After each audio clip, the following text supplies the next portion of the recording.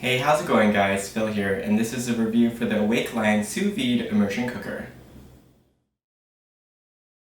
If you're not familiar with sous vide, it's a method of cooking food in a vacuum-sealed bag to a precise temperature using a water bath.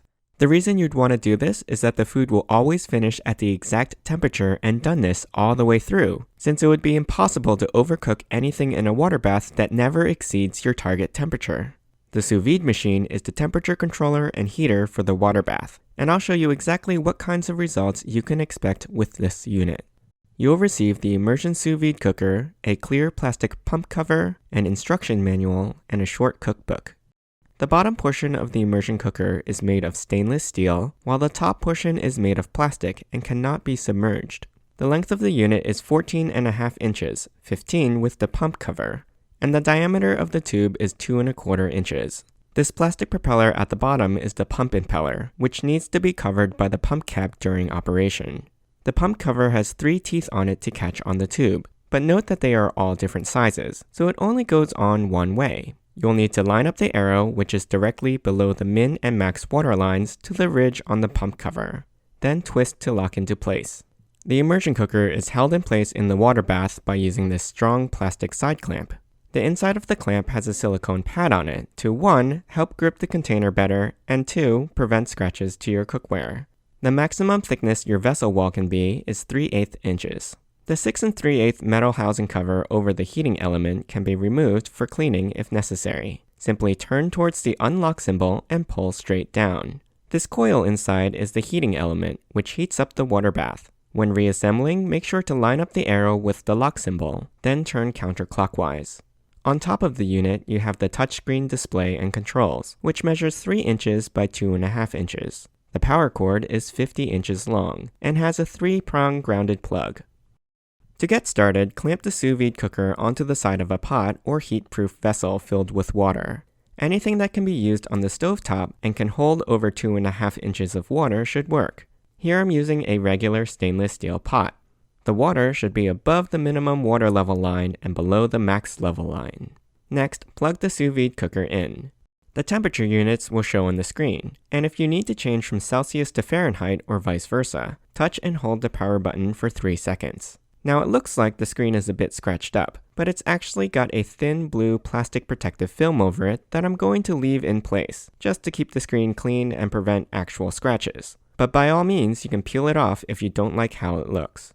To turn the unit on, just tap the power button. It'll display the last settings that you used. The large blinking number up top is the target temperature, which in Fahrenheit can be adjusted in 5-degree increments up to 194 using the plus and minus buttons on the left. In Celsius, adjustments can be made in half-degree increments up to 90 degrees. To lock in the target temperature, tap the gear icon. Then you'll be prompted to adjust the time. First, set the number of hours using the plus and minus keys from 0 to 99. Then tap the gear icon again to adjust the minutes. The maximum time allowed is 99 hours and 59 minutes. Tapping the gear icon again will return to the target temperature setting. Once you have the settings that you want, tap the power icon to begin heating the water bath. The numbers will stop blinking and you'll see the water become quite turbulent as the pump and impeller circulate the water in your container. It may take a while to heat up the water bath to your target temperature. In this 8-quart pot, the water increased about 3 to 4 degrees per minute, so use that as a guide for your preheating time. If you need to change your settings on the fly, you can hold the gear icon and make any adjustments before tapping the power button to continue. If you want to stop cooking, just press and hold the power button. Note, however, this will reset your timer. When checking the accuracy of the sous vide's temperature, I found that it was consistently about 2 degrees above my calibrated instant read thermometer.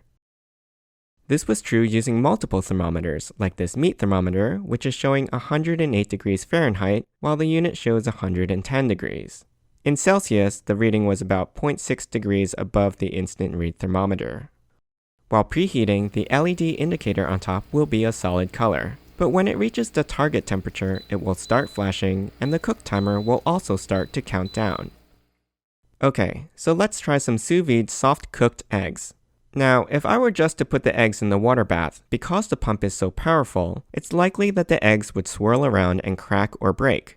So to prevent this, I'll be using a boil-safe silicone bag, and I'm going to scoop some of the preheated water into the bag so that the bag sinks and the eggs are completely submerged in water. The sous vide machine will keep the water inside and outside the bag at a consistent temperature. When the timer runs out, the word end will flash on the screen and the impeller will stop churning. There is no automatic keep warm setting on this unit, and it does not continue to beep at you, so make sure to set a reminder on your phone if you won't be in the kitchen. Let's see how those eggs turned out. The white is certainly soft cooked. It's semi-solid and opaque, but still gelatinous and watery, which I want. It also pours out of the shell pretty easily. The egg came out with a nice soft boil texture, with a runny but warm yolk that's perfect over a slice of toast.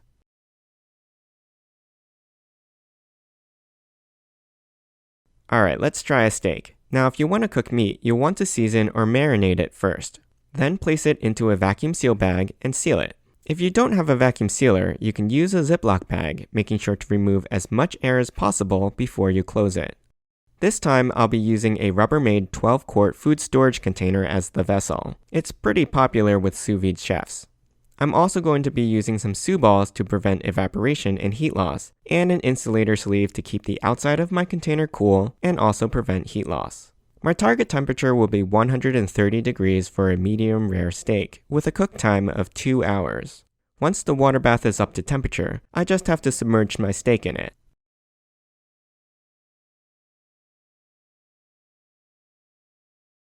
Alright, so this is a 22-ounce steak cooked to medium rare, and I want to sear in some grill marks to finish it off. So when it's done, it'll actually be a bit closer to medium than medium rare. I've got my cast iron grill pan searing hot, and I'll put down a little butter to help the steak release. I'm going to sear the steak on both sides for about 30 seconds. You don't want to do any longer because you'll overcook the steak, which defeats the purpose of cooking sous vide.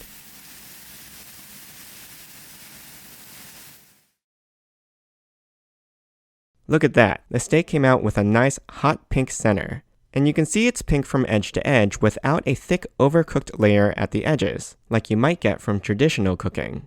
It's also extremely tender and juicy, so I would definitely make steak this way again. Overall, I was pretty happy with the cooking results of the Awake Lion sous vide cooker. It's easy to use and clean, and you can certainly make some tasty meals with it. However, you can't get super precise control of the temperature in Fahrenheit. At least the temperature readings run a bit high, so the possibility of overcooking is minimized. And for most foods, this won't be an issue anyway. I hope you enjoyed this review. You can ask me any questions in the comments. I'll put a link to the product in the description below. Don't forget to subscribe to my channel, and join me next time.